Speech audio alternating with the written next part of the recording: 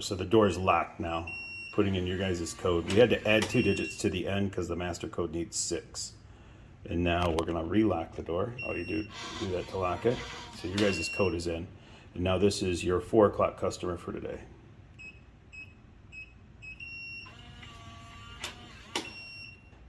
Just like that. And then, so the door, when it shuts, you're inside, just locks just like that. Just as usual. And then when they're outside, do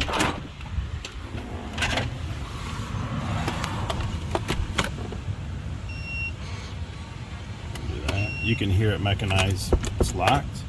And now we're gonna do, what's the code? So we're just gonna come up 3828, and you don't have to do anything after that. It'll unlock. You can hear it, and now.